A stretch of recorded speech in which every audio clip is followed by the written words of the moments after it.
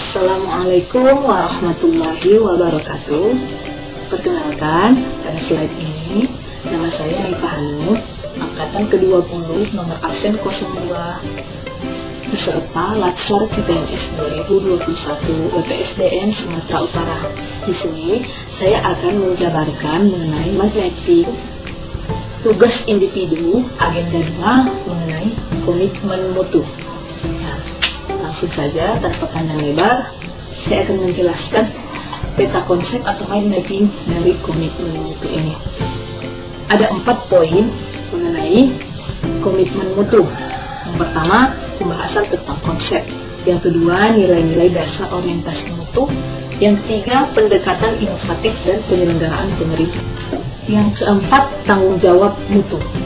Nah, kita bahas dari poin yang pertama, konsep. Penjabaran konsep. Komitmen mutu, pengambilan konsepnya itu berasal dari 4 poin. Yang pertama adalah efektivitas, di mana pengertian dari efektivitas ini adalah sejauh mana organisasi dapat mencapai tujuan yang ditentukan. Yang kedua, efisiensi, yang mengandung pengertian seberapa banyak jumlah sumber daya, baik itu manusia, uang maupun material, yang digunakan untuk mencapai pelayanan publik. Kemudian yang ketiga, inovasi, mengandung pengertian beradaptasi dengan perubahan yang terjadi. Sedangkan yang keempat, mutu, mengandung pengertian tentang kesempurnaan dan kesesuaian terhadap persyaratan.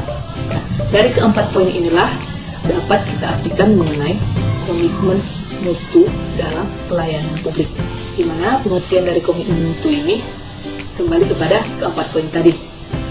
Tujuannya adalah kebaikan atau kepuasan dari publik mengenai pelayanan dari seorang ASN. Kemudian yang kedua, poin yang kedua mengenai nilai-nilai dasar orientasi mutu.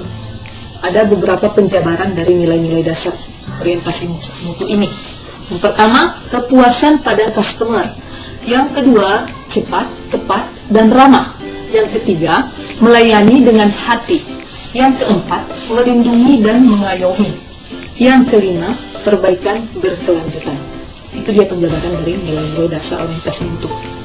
Kemudian, poin yang ketiga, pendekatan inovatif dan penyelenggaraan pemerintah, di mana penjabaran dari pendekatan inovatif dan penyelenggaraan pemerintah itu ada terdiri dari 3 poin.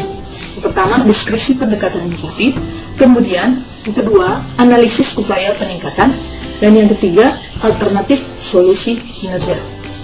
Lanjut kepada tanggung jawab mutu, di mana tanggung jawab mutu ini penjabarannya dibagi menjadi 4 bagian. Yang pertama, corporate level. Yang kedua, strategic business.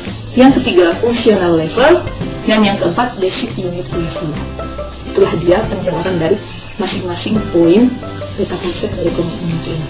Nah, yang akan kita bahas selanjutnya adalah mengenai karakteristik nilai dasar orientasi mutu, di mana karakteristiknya ada beberapa bagian. Yang pertama, komitmen bagi kepuasan pelanggan, cepat, tepat, dan dengan sinyal yang ramah, layanan yang menyentuh hati tanpa cacat dan tidak boros, upaya perbaikan yang berkelanjutan, kemudian layanan yang memberi perlindungan, dan pendekatan yang inovatif dan ilmiah. Kita lanjut pada pengimplementasian nilai-nilai dari komitmen mutu itu sendiri. Nah, selaku guru BK, saya mengimplementasikan tentang nilai-nilai komitmen mutu ini di instansi kerja saya. Yang pertama, mengenai poin kepuasan pada customer. Implementasinya, guru BK melakukan bimbingan dengan sebaik mungkin sesuai dengan kaidah keilmuan yang dimiliki, sehingga masalah siswa dapat terselesaikan. Selanjutnya, siswa merasa senang dengan terselesaikannya masalahnya, sehingga pembelajaran tidak terganggu dan bisa belajar lebih baik lagi. Poin yang kedua, cepat, tepat, dan ramah tamah. Guru BK harus merangkul siswa, bersikap komunikatif, ramah, serta bersahabat, agar siswa lebih terbuka dan leluasa untuk menyampaikan masalahnya, sehingga memudahkan pengentasan permasalahan.